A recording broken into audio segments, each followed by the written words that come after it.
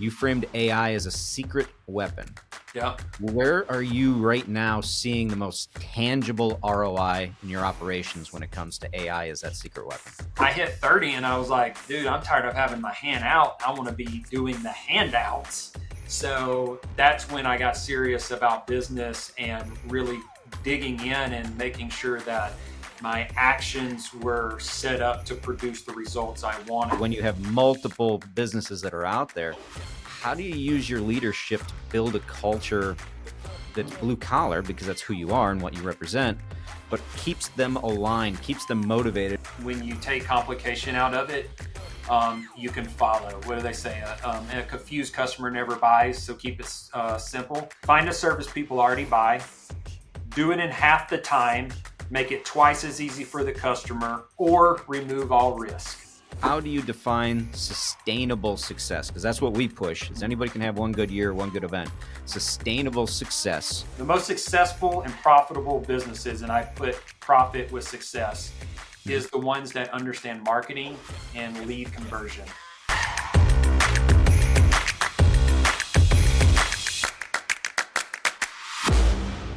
Hey everyone, Jeff Jones from Violand Management, back with another episode of Violand's GPS podcast, Growing Professional Skills. I apologize. We took a little bit of a hiatus there in the summertime, but we are back and we are re-energized. We're ready to go, and we are very excited about this session's guest, Mr. Chris Garrison. And Chris is Absolute Restoration, and he's got a whole bunch of other companies that he's owned and movements that he's a part of. I'm going to let him explain that better than I can. But the whole point of this podcast is stories and education and learning from others about where they succeeded, where they struggled, the lessons that were learned along the way. And I know, Chris, you've had plenty of bumps and bruises. For the most part, you've come out smiling on the other end. So that's what we want to hear about. Thank you very much for being here today. Man, it's my pleasure. Yeah, we've met you, I don't know, about a year ago, I would say. Yeah. And I knew of you prior, and then I met you about a year ago, and appreciate your friendship. I appreciate you coming on board. So rather than me run through the extensive list of companies and things that you're part of, I'm just going to hand that over. Why don't you let the audience know what you've been up to? Yeah. I got exposed to entrepreneurship by my dad, so it wasn't a foreign concept. Tried to figure myself out for about through my 20s. And then after having exposure to the restoration business, I landed on restoration. Started as a cleaning company because the barrier of entry was lower. So we did low moisture cleaning, focused on commercial, then moved into truck mounted extraction, then moved into water mitigation. Tried my hand full service for a year, didn't like it on the residential side. So we went back to mitigation, where the margins are better and you're in and out in 5 days. That was my core business. That's where I cut my teeth on learning entrepreneurship. Was not easy. It was like pulling teeth when I started trying to move from owner operator to business owner and building systems and processes that my team could be successful with. In that process, got a little shiny object syndrome. Thought I'd get into real estate and get rich. And what I realized is most of the people that are starting in real estate, they're broke, looking for the business owners that have the cash flow coming in to borrow from them.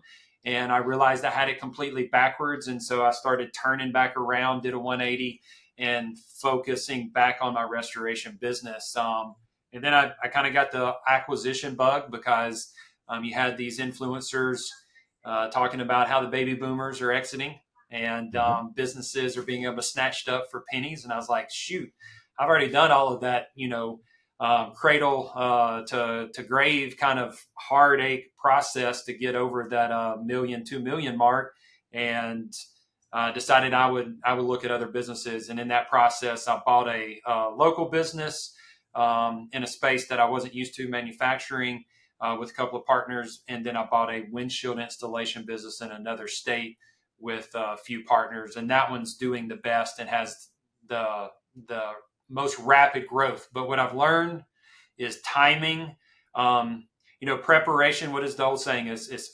preparation and then opportunity meet. And then you have overnight success called luck. And I think when you have that preparation and then that opportunity is timing. And when timing happens, you really can see some rapid growth. And that's what we found ourselves in with the windshield business. So we've been able to almost 10x ourselves in a matter of a year on that business. It sounds pretty safe to say that the windshield business right now has kind of caught you. That's where some of the excitement, the passion is taking place. You Mm-hmm. probably didn't grow up thinking, boy, what I'd really like to do for a living is replace windshields. But when you do catch the right opportunity, the joy is building the business and joy is building the team. But when you're stretched as thin as you are, how do you manage that? How do you decide I'm going to spend X amount of time windshields versus restoration versus powder coating versus real estate? That's probably the best question you'll ask me on this whole podcast, because I am that typical entrepreneur that gets shiny object syndrome, and it takes a ton of discipline not to say yes to everything, because everything's an opportunity. I'm optimistic. That's a gift when you first start out, and it becomes your Achilles heel as you start to build a business.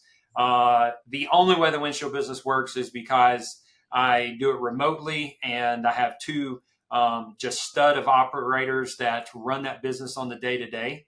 I'm in a Facebook chat group with them and my investor partner, and us four sit there and have banter back and forth. Most of it's like, how do we 5x this? How do we, that kind of stuff.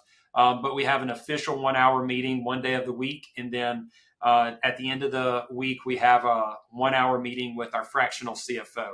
And one of the biggest key, I believe, benefactors of our success in this was being able to see real-time data on the financials, because I didn't realize until we had this fractional CFO that was used to grooming businesses up for an exit with private equity, and has been through multiple exits with other business owners where private equity came and purchased them.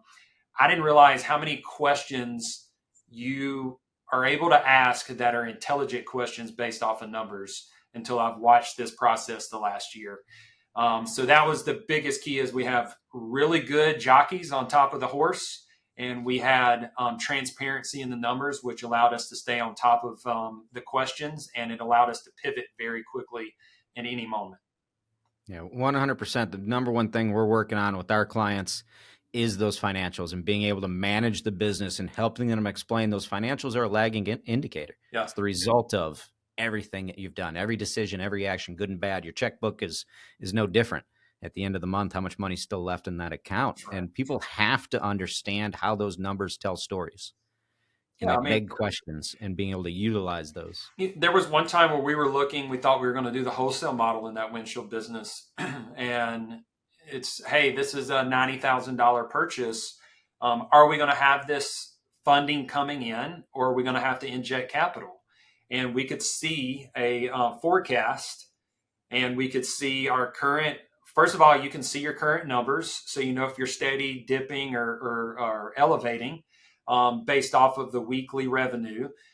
We were able to track our expenses. And when you see patterns and you see it week after week after week, you notice the glitches. And so then you ask the questions, why were we lower than our normal revenue? Was there a holiday? Were the phones just ringing slow? What's our booking rate? And so you start asking these questions where when you look back, you're like, I would have never have known to ask those questions if I didn't see it in such real-time snapshots. So having that live data is worth every penny that we paid for our fractional CFO. So you didn't go the Ivy League route. You went the true blue collar, get your hands dirty, family business, all of that side of it.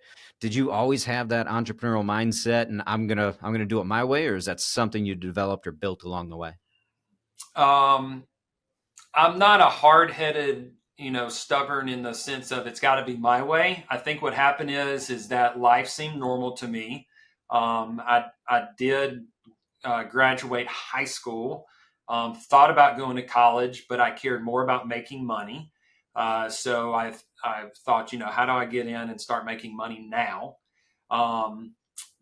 Got a lot of things happened in my 20s, no drug related, nothing like that. Just things happened in my 20s, bad decisions. So I never actually got on the path of making money like I wanted to. Well, your 20s are for, bud. Yeah. And then I hit 30 and I was like, dude, I'm tired of having my hand out. I want to be doing the handouts. So that's when I got serious about business and really digging in and making sure that my actions were set up to produce the results I wanted. And because I didn't have an avenue underneath someone else, I had to go do it myself.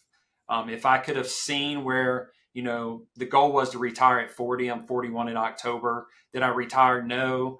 And what happened was my cost of living rose as my income rose. So Mm-hmm. that's one reason I didn't retire. But I think I would turn into a drunk if I retired anyway, just because what am I doing with my time if I'm not out there building and producing something? Because that's what Yeah. excites me. Otherwise, I want to numb out if I'm not. So it's, yeah, I just never found an avenue that was better than me owning my own business was the problem. So you got the business up and running. You started to get serious about it. We're done floundering around in our 20s. It's time to grow something here. Was there a light bulb moment? Was there a key decision or mindset shift that helped you kind of break through that first plateau? Yeah, it was, and exactly what you asked. Was it a mindset shift? And it was 100% a mindset shift. I remember watching Grant Cardone. He's in the real estate, started in the automobile industry, moved over into real estate. And I remember him sitting there saying, you've got this phone in your pocket and Mm-hmm. it's a smartphone, right? What makes it a dumb phone if you don't use it? And we have this gift that has been given to us that costs us absolutely no money to get people's attention, and it's called social media. And he said, you need to start telling your story and telling people who you are and what you have to offer. And if you don't do that, you're turning your smartphone into a dumb phone. And so I started going in selfie mode and recording what I was doing anytime I thought that it was useful or someone might watch it. And I began to brand myself. And while I was branding myself, I would also brand my business. And that was kind of the light bulb moment because I realized there's endless opportunity.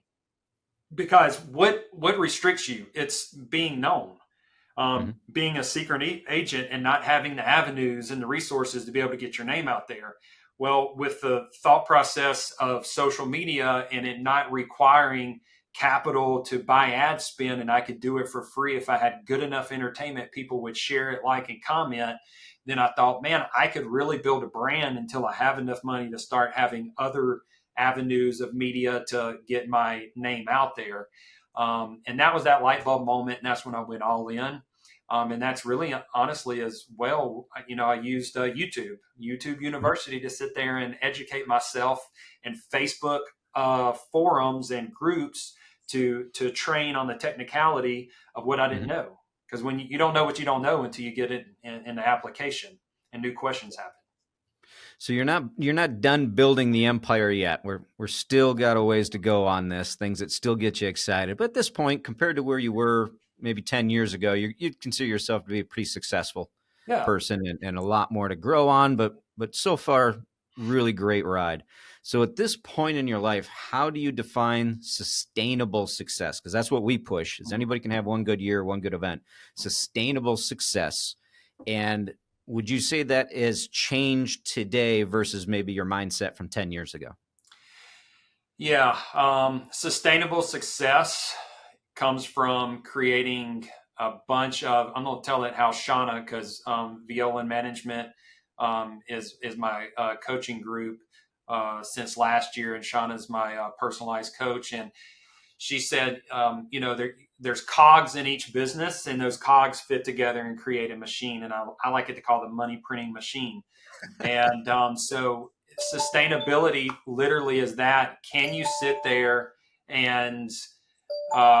can you sit there and put all these cogs in place so that they are predictable to print money for you? Mm-hmm. So anytime that I'm looking at it, I have to ask myself the question, how do we get these leads? How often do we get these leads? How do we convert these leads? How do we process the fulfillment of these converted leads in the customers? And then how do we collect on it? And if you Mhm. can always ask the how in every process, then you're going to be able to have a money printing machine that you've built out of the systems, the cogs. And I appreciate when she showed me that diagram. Each cog has teeth, and those little activities are the teeth. And that's how you create predictable income. And that's also how you create an asset that's worth selling. Yeah. So I'm always looking to build it to sell. Mhm. I forget Warlow, I think was his last name. Built to Sell is a book, and then there's another book, Adam Coffey, which is Empire Builder, and Mhm. both of those books have really impacted my viewpoint on business because you never know what the future holds. We saw COVID teach us that. Think about the movie theater that maybe had an offer on the table, but they said, I'm making good money. Why would I sell this? And now they'll never get that offer again because everybody's moved over to live streaming. Mhm. And I want to take chips off the table for all the sweat that I've put in and all of the risks that I've taken. And I believe every business should be built so that it can be sellable. So when you've got these multiple businesses, and I think right now we're talking to most entrepreneurs who are out there because they all seem to have that shiny coin syndrome that you had talked about earlier. So you are what happens when you do it the right way. Mhm. And a lot of them are saying, hey, I want to do that. But now you have almost like you have all these kids that you have. And it's when you have two kids, it's easy. It's when you have the third kid and you only have two arms, that's when it gets more challenging. Mhm. So when you have multiple businesses that are out there, how do you use your leadership to build a culture that's blue collar because that's who you are and what you represent, but keeps them aligned, keeps them motivated, and keeps them feeling special, even if you can't be at each one every single day? Yeah, it's building a culture. So the culture, you build it from the top down. And I think if you remember, out of all of my companies that are doing well, the top feedback is communication and quality. So I like to tell my team members, we're in the service industry. We just happen to do this widget. And when you're in the service industry, that when you come with that mindset, that um, transfers differently than when you're coming in to just sell something for the benefit of you making a dollar. Mm-hmm. And when you come with the service mindset, you're also creating cheerleaders in the marketplace that build your brand and your referral. When you first start, you've got to throw marketing dollars out there. But at some point, your marketing dollars, when you're not in rapid, massive growth mode, reduce because now you've got a brand because you have referrals that are being built because of the customer service that you've been able to provide. How do we set ourselves apart from our competitors? We're going to communicate better, and honestly, I can stop right at that. As long as I do a quality job, I don't have to do the best job. I just got to communicate better.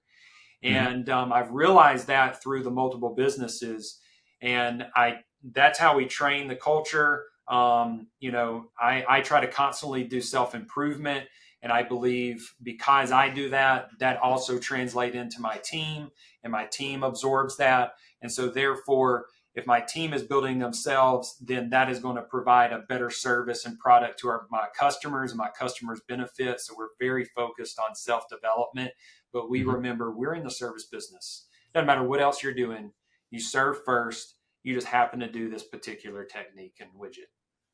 100%. 100. I love that answer. I agree with that completely.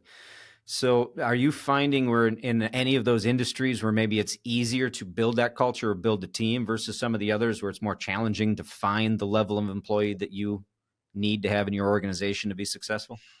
Um, I think once you get your core people built, those core people help you find more people that Okay. fit your culture. Uh, I will say if you can do something that allows you, all right, let me back up.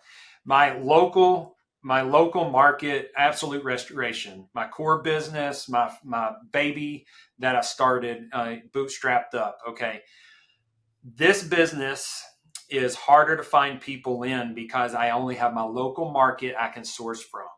My Mm-hmm. windshield business is a national model, subcontracting model, and we use virtual assistants to handle the production portion of it, not the fulfillment, but the production.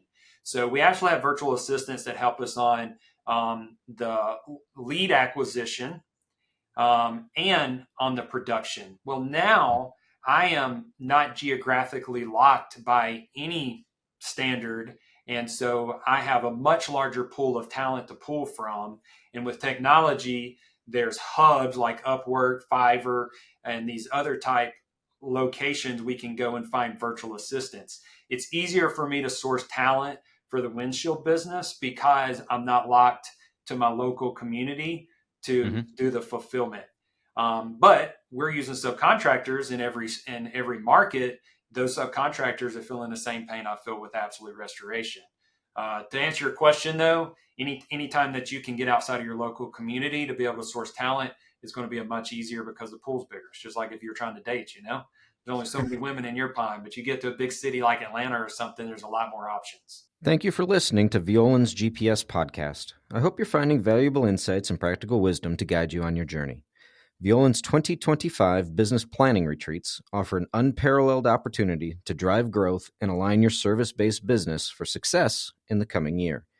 These retreats will be held October 22nd through the 24th in Canton, Ohio, and November 10th through the 12th and 13th through the 15th in Charlotte Harbor, Florida. Create clarity, improve communication, and foster accountability.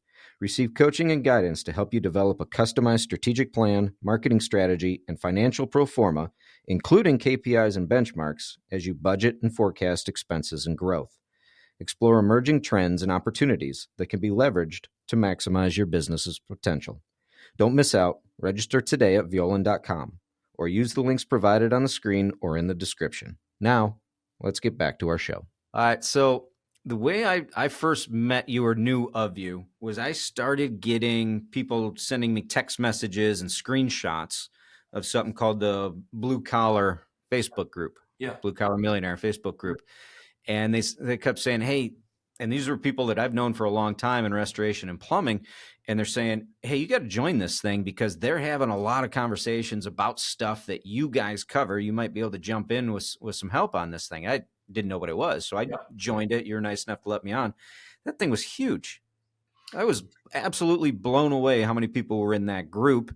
And I started seeing your name as one of the founders on it. And then you and I got connected on a phone call and started our discussion about working together in some other areas. Yeah.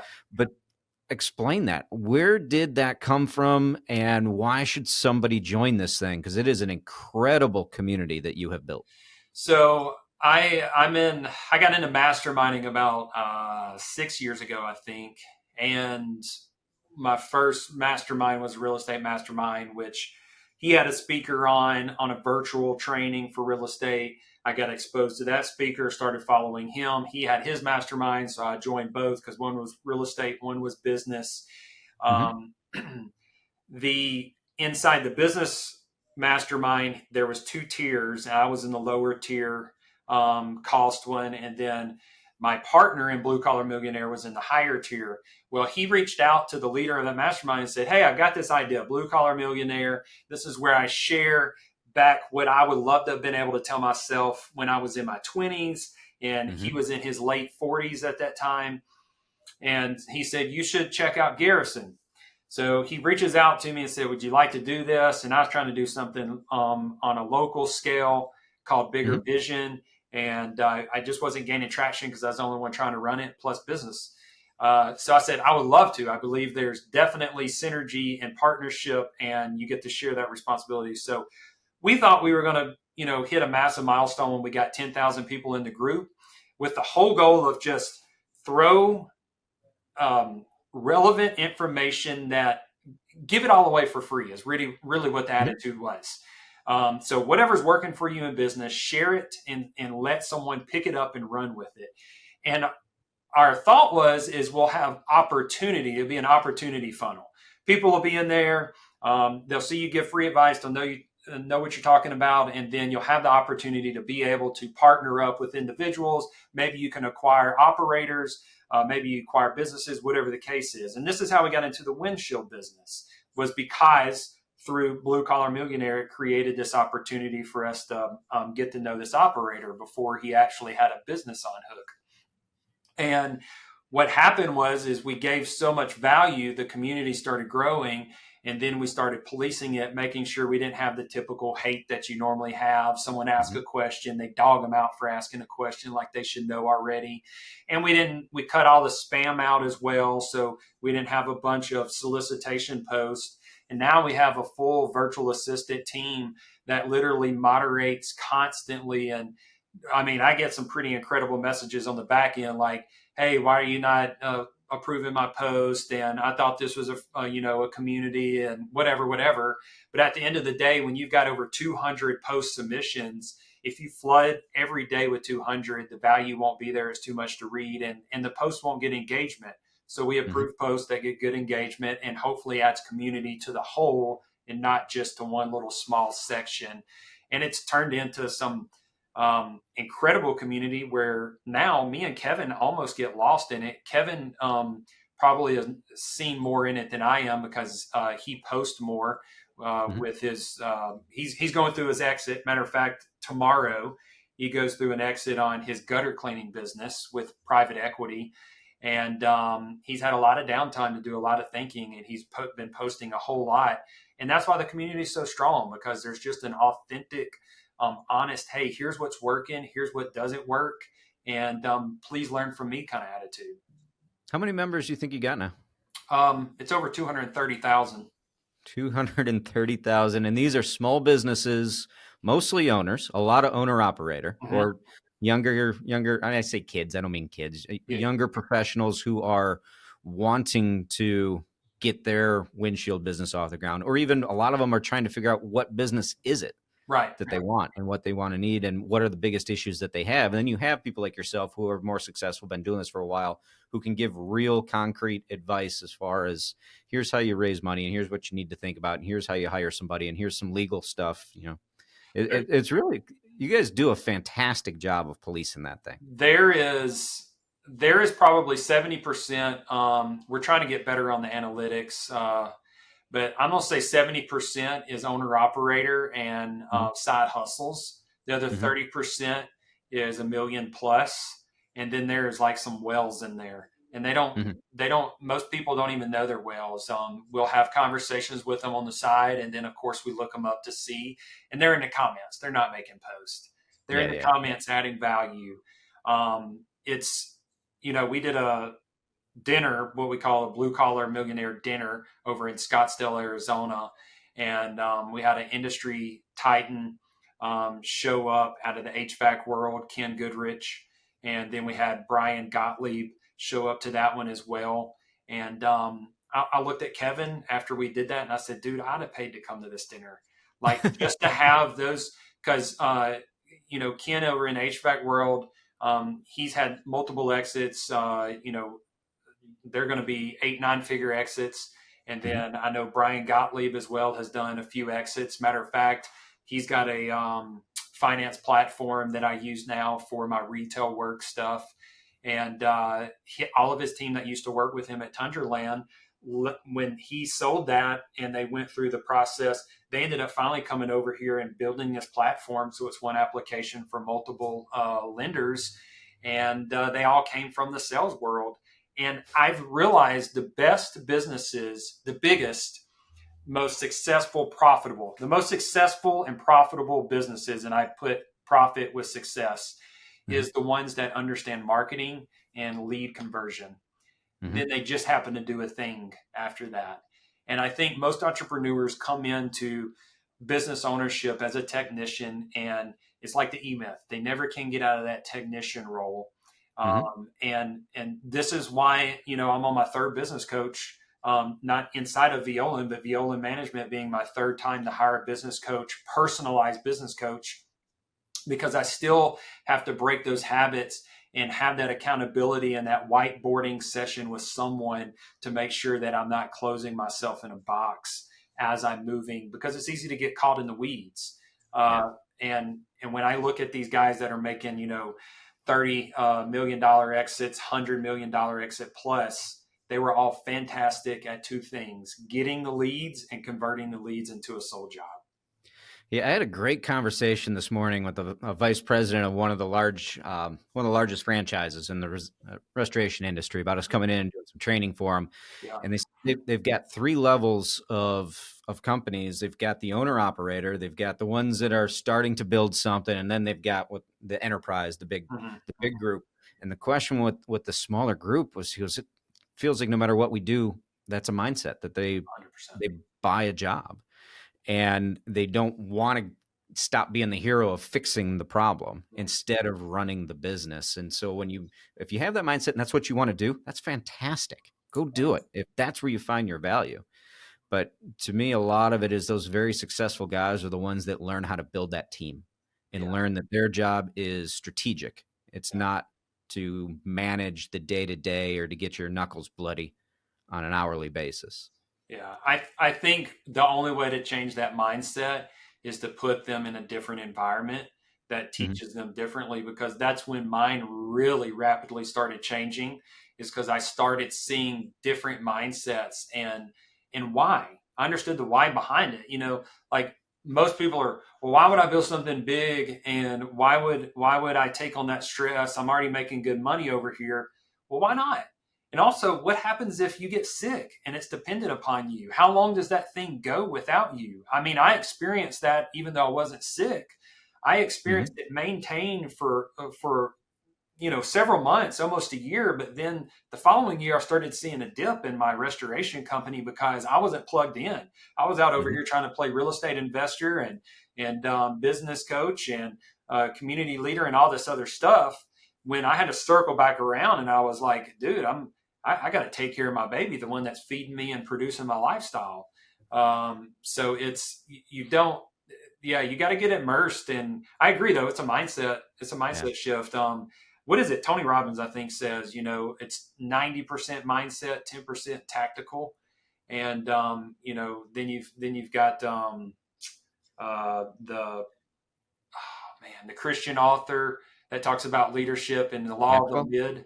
Huh? Maxwell? Yes, yes. And so he talks about the law of the lid. And Mm-hmm. but this is why, to a previous question you said, we focus on culture and self-development, because if you're not growing, whatever's around you is not going to grow. Yeah. And when you're 25, you can ride that truck all day long. When you're 50, Dude, it's a that's a different story. different world, and you got nothing to sell at the end of the day. Everybody thinks business is worth an awful lot. Business is worth whatever you yourself can put into it. And when you can't put anything into it, what are they buying? Exactly. So going back to building this group and this community online, and I've seen other people try something similar. They've tried that self promotion, that self branding, and a lot of times it gets either really corny Hmm. and just kind of weird, or sometimes it gets even annoying because they're on my page 7, 8 different times telling me stuff I don't care that much about.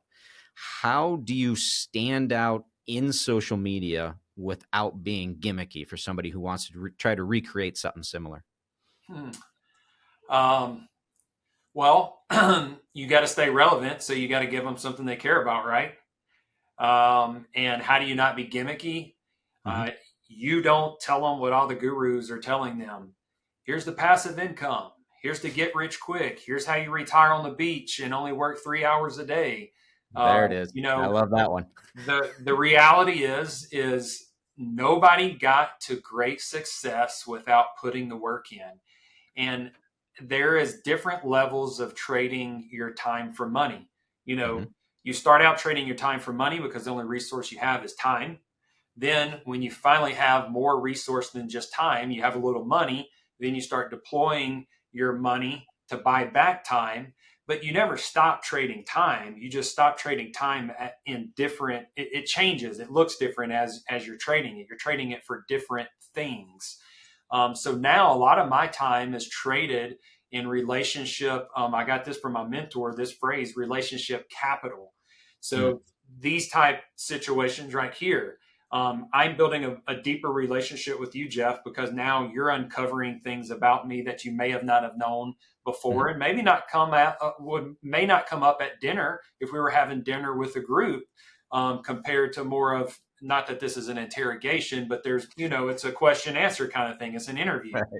Right. Um, and so Also, I'm getting exposure to your platform and your environment where people may not have known my name. So this is a time trade for me, but there's a different compensation. There's a compensation of opportunity instead of a money exchange immediately. Mhm. And I think that's we just stay real. We share. Hey, it's going to take some work. Here's how you start when you first start out. Here's what it should look like as you're growing it. Here's why. We say how and why, not selling them something. We're not, and we have courses and private coaching and stuff that we Mhm. sell, but we try to stay very cognizant of that to make sure that we don't come across as a commercial inside the group. So it's very intentional. Yeah, yeah. I think I've probably had enough of hearing about the 4-hour work week Yeah. mentality that's out there. Um, And I get the is it concept possible? behind it, but Yeah, it was taken out of context. yeah. It's Most been people corrupted. hear it now and think, "Oh yeah, that's achievable." No, dude, that is not Mm. achievable. It Unless takes you an built awful lot some of things amazing to. systems and you got an amazing driver running those systems. Somebody's got to run Yeah, the systems. yeah. The time still has to be spent. So Yeah. I want to run into. I know you've done a lot of podcasts. You've done a lot of interviews, whether it's your own stuff or on other people's shows. Obviously, tremendous guests. So a couple of your answers that had stuck out over the years that I wanted to follow back up with you and just take a little deeper dive into it. So you did one that was in blue collar meets AI. Hmm. You framed AI as a secret weapon. Yeah. Where are you right now seeing the most tangible ROI in your operations when it comes to AI as that secret weapon? Uh, Probably the one that's going to relate to most people the easiest is having a AI call agent. Mm-hmm.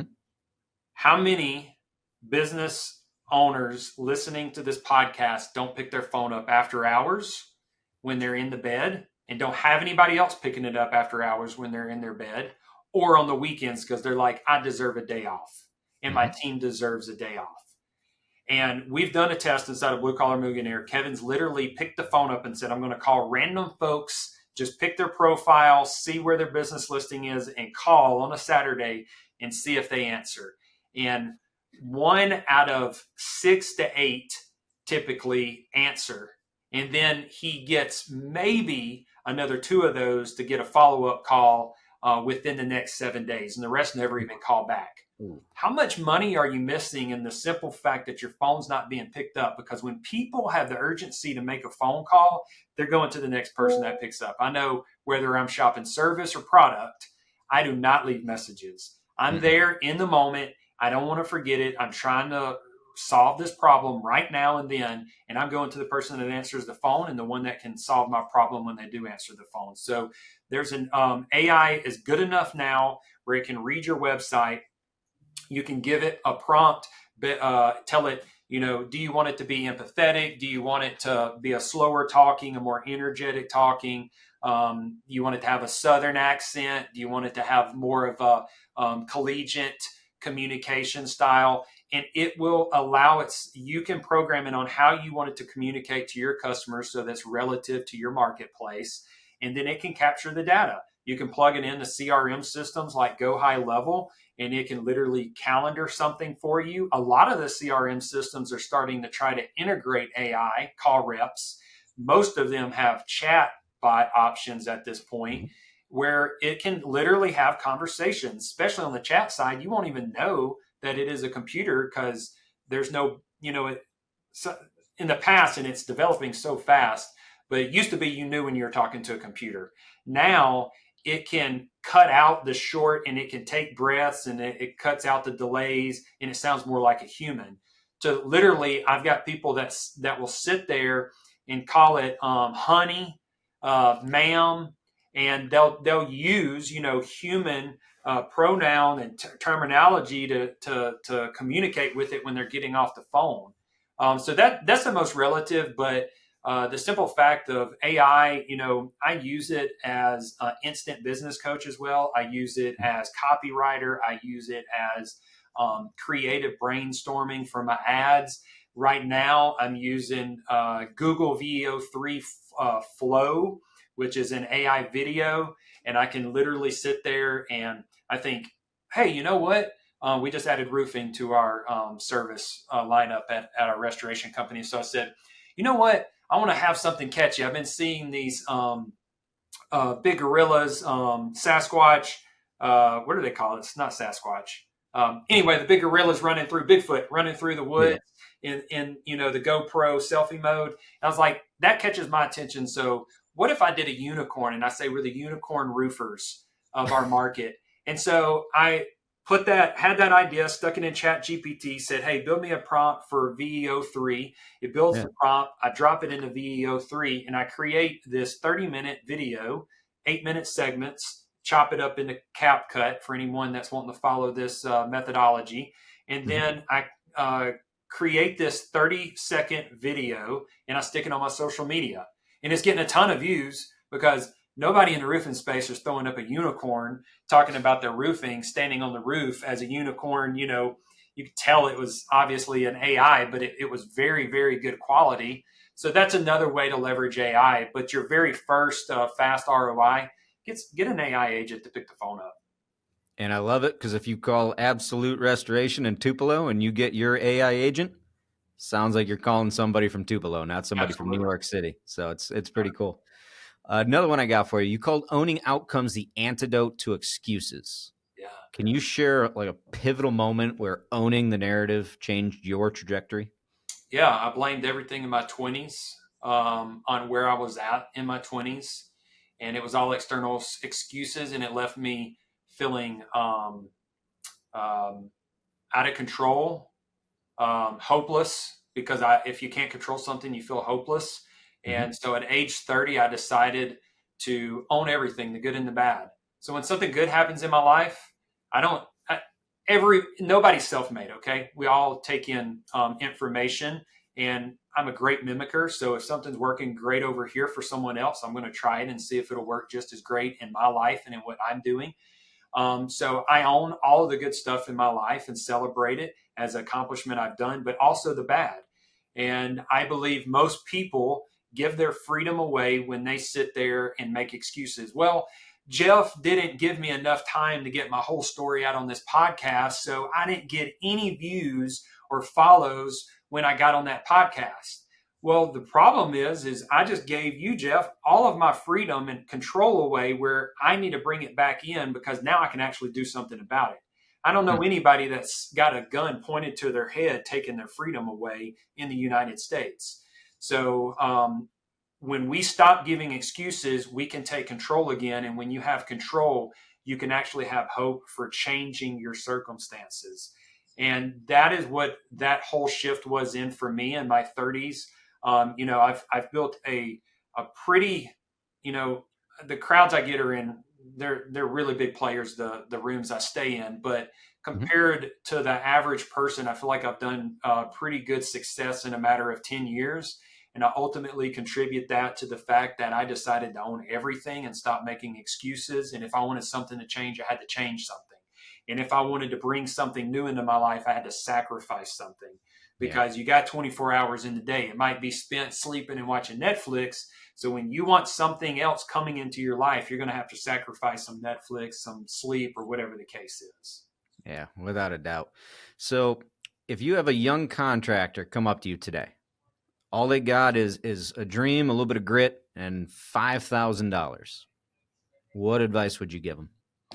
All right. I'm not even going to give my advice. I told you I'm fantastic at mimicking, right? So I just had my operating partner in the windshield business post this inside of our partner group. And it's Alec Mm-hmm. Hormozy. He's coming out with this money models in August. Okay. And here's what he said. And I thought this is very simplified, but also I believe when you take complication out of it, you can follow. What do they say? A confused customer never buys, so keep it simple. Here's what Mm-hmm. Alex says: find a service people already buy, do it in half the time, make it twice as easy for the customer, or remove all risk. Number three, ask everyone you know if they know anybody who wants it. Number four, charge more than anyone else. Number five, don't stop when you get bored. He put it in 5 bullet points, and I cannot say it any better than that right That's there. really good. Yeah. I imagine our Our person who does all the editing is going to clip some of that and use that in the in the role to try and grab people's attention. So, last question for you. Fill in the blank on this one. As an expert in blue collar and blue collar millionaire, the future of blue collar businesses is very wide, very optimistic. Supply demand's kicking in. Nobody wants to go out there and do the hard work because passive income is all that's being sold. The easy button is all that's being sold, and it's leaving it wide open for the person that's willing to sweat and get a little dirty. And those skill sets are becoming very needed. Your HVAC, your plumbing, your electrical, your restoration contractor that understands the science behind structural drying, the individual that understands building science and how those materials come together to make a healthy environment on the inside. Like, people just don't want that. Now it's becoming, you're seeing a trend. Marketing, I mean, you've got Jobber CRM. I noticed everybody's piggybacking on the blue collar because they understand that's the biggest need. So marketing will shift it back over, but it's going to take several years for it to shift back over. So anyone that's willing to get into the blue collar business is going to be able to make more money than a college graduate of a 4-year degree or higher because of the supply and demand. And you're going to be much better off financially as well because you won't have all that student debt, and you will have started making money 4 years earlier than the rest of your classmates. I think you and Mike Rowe would have a lot of fun having a beer together one of these days. Oh man, I remember watching Dirty Jobs. What a great show! What a great show! Good dude. Awesome. Well, thank you, Chris. If anybody wants to get a hold of you, they want to learn more about your businesses, maybe sell you a business, but also learn more about Blue Collar Millionaire and the group that you're put together, how can they do that? Yeah, so you can go to bluecollarmillionaire.net. That'll get you over into the Facebook community and all of the other stuff that we have to offer on that aspect. Then you can just look up Chris Garrison on Facebook, Chris Garrison 84 on Instagram, Chris Garrison on LinkedIn. I'm on all the social medias, but I primarily use Facebook. So if you really want to interact with me, it'd be Chris Garrison on Facebook out of Tupelo, Mississippi. Well, thank you very much. I appreciate your time coming on the podcast. I appreciate your friendship, and I will leave it with you to sign off. If there's anything I didn't ask you about that you want to make certain that the audience hears from you. I'm going to take another quote from Alex Hormozy because I feel like many people deal with this whether you own a business or you don't. And if you're sad, it's because you don't have enough opportunity, and that's because you need more knowledge to identify the opportunity. And if you're anxious, it's because you don't have enough clarity because there's too many opportunities. Awesome. Well, thank you very much. Thanks, Chris. Thanks to the audience. And hopefully we will be seeing y'all here shortly with our next episode. Thanks, Chris.